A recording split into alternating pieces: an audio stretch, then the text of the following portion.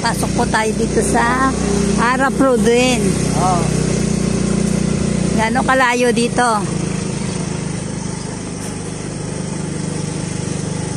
Ayan, may tubig at ilaw na. Pasok. Lalagyan ho ito, lalagyan. Saka simentado. Diyan po ko sa barangay. Pero yung simento, hindi pa. Simento, matagal pa. Matagal pa. Barangay na rin ang mag-ano. Ayan po, ito po yung ating property. Ayan. Lakad tayo roon. Ano, diba? Pinurwad. Ang inaano ko sa inyo, pinahayos Yan yung ilog. Yun, dulo. Yung ilog, shortcut na yon. Buhay na buhay. Maganda. Oh, buhay ang ilog. Ito dito, may ito na po yun. 905. So, kung kukuha, ibig ko sabihin, di ba hati-hati? Mayroon bang tabi? Nakabigyan ko na kayo ng Parang nasa dulo na yung available. Ito ang mga katabi, hindi na available. Abay, ito Tanlad ba ito, sir? Or basura? Yan, yan. Kanyo, hinati-hati na. Yan na. Ay, paano yan? Kalsada na ito, sir. Kalsada. Ay, paano yun? Hindi yung kalsada. Kalsada hanggang tabing ilog. No, ibig ko sabihin na, halimbawa, bibiling ko ito. Sana yung kalsada, nasakop mo na yung daan. Hindi, yan nga yung kalsada, may muhon yan.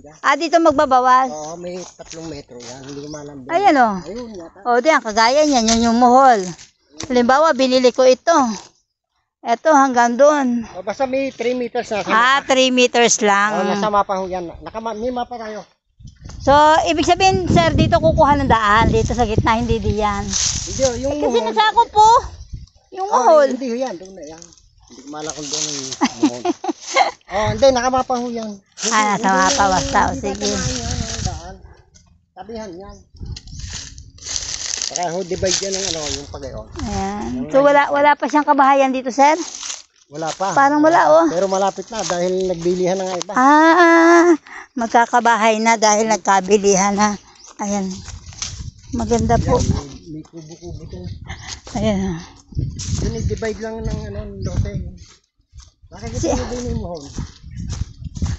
Ito, kagaya niyan, ang bentahan dito, direct to seller. Barangay na ang magpapasemento, no? So, hindi kagaya ng mga developer. Sila po yung magpapasemento at maglalagay ng poste. So, ayan. So, alin yung available, sir? Saan tayo? 905. Doon pa sa taas. Yung bukana yun, 905 din. 25? Ito. Ayan, Tapos, ito ang muhon niya na hati. Yan o kasi, meron mo yung mapa. Diba, sobrang ang sukat mo, tigo 1,000 plus? Ang sukat niya, oo. Isang lote yan, pinamuhunan na yun, Ayan, malaki. Nabili na ito, nabili na, Ganda na, binakuda na nila, Hacienda Mulde na katabi. Hacienda rin, sakop din na Hacienda. Hacienda. Kabilang bakod. Hanggang dyan lang yung property na for sale. Yung may linis na yan. Ilan ang area ang available dito?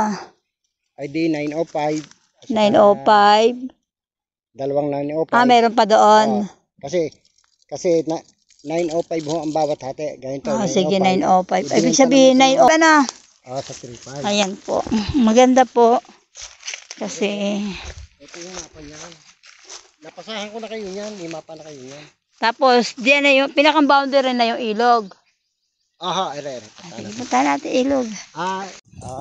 Ayan. Ito na po yung pinakang boundary. Hindi man makita, sir, yung ilog. Ang boundary ho ng ilog yan, kabila, Maday na. Ito po yung ating property na 905 square meter. Ito po siya. So, kung makuha niya ito, masakop din niya kung gusto niyang maglagay ng hayop, no? Pwede. Pababa siya. Ang laki matitipid niya. Ayan yung pag-iin pa. Oo. Tinataniman namin. Bababa siya. Diba? May excess siya, excess. So, yung lawak niya, sir, siyempre, yung boundary niya yan hanggang saan ang lapad. Hanggang dyan lang din nasasakop doon. Pag nabili yan, hanggang kalahati ng ilog. Kanya. Oo. Yun na nga, yun ang nila. Kasi kabila, Madayo na. Kabilang ilog. Kaso malalim, sa kanya na yan. Hindi matanaw ang tubig. Lagyan niya na hagda na bakal Wala. Nakita niyo na, sir, ang tubig dyan? Yan Hindi talaga. Karugtong niya na yung Yung karsadang puntang Amadeo, Santol to Amadeo. Yung andun tulay na malaki. Mabuhay ang tubig dyan. Buhay. Ayan, sige. Ayan po. Buhay ang tubig. Maganda po. At pag nakuha nyo na po itong pinakang dulo, ay ang swerte nyo. Dahil may katabi ka ng ilog. Malaking pakinabang. Kasi nasa 20 meters yan eh. Yung iyong bukod sa 900. 20 meters kang makukuha. Ayan po. So ito na yung end ng lupa, ng property. Mula, ibig sabihin sir, mula diyan hanggang dito, doon tayo sa pababa na. Tapatan. Ayan po. Boundary na po ay Amadeo, may ilog. No? Ganda. Katapat po ay 905 square meter. Ayan po.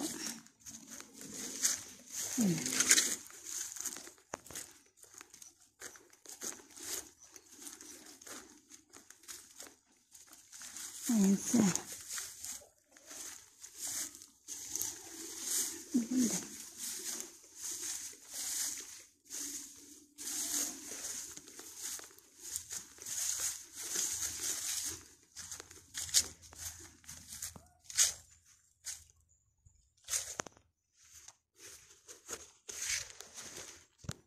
Hello guys, ayan, magandang tanghali po sa ating lahat. Narito po tayo sa property na 905 square meter. Ang area niya po, halos boundary po siya ng Amadeo. Ito po ay Barangay Santol, Silang Cavite. Halos likod lang po nito ng Hacienda Mall. Ayan po. So sa lahat na naghahanap, ito po ang nababagay sa atin. Pwede po kayo mag-alaga ng hayop kasi dulo na po yung inyong area. Ayan. Ito na po yung pinakang boundary. Na, ito na yung boundary. Ayan hanggang doon. No, ayan po yung boundary niya. So malaki po, 905. So yung katabi niya meron ng tanim. Ayan. Barangay Santol, no sir?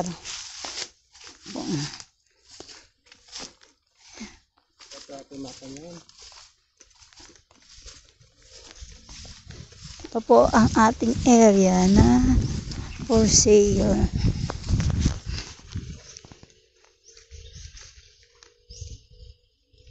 Ayan po, dito po tayo ngayon sa Barangay Santol, Silang Cavite. Dito po ang ating property na for sale. 900 square meter po. 905. Tapos katapat po niya ay 505. So pwede nyo pong parehong bilhin para magkatabi at lumaki ang inyong area. At higit sa lahat, ayun po, may katabi po siyang ilog. So napakaswerte nyo po kung kayo po makakabili dahil may ilog na po kayo. Pwede po kayo mag-alaga ng gusto nyo gawin. Pwede nyo gawin resort kasi malalim.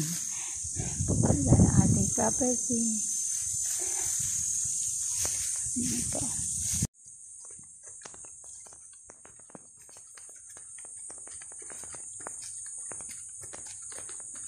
Ito yung hati nila. Ayan, may buhol na sa. Oo. Ayun o. Ayun, labasan kulay orange. Kitang-kita, no? Wala sa 100 lang. Ayan. Layo doon. Lapit lang pala. Kata nyo, bahay na yun, minantok na yun, may bubong na Ayun yun. po yung property. Ayun, yung may bubong sa taas. Malapit lang po. Nasa gitna tayo. Di ba? Tapos marami nagkukunik yun eh. So, nabenta na. Ayaw na lang. Ayaw na noong asawang foreigner. Malapit na. Malapit na pala. Ayaw, sa inyo. Ayaw. Opo. Oo. Oo. Malapit na.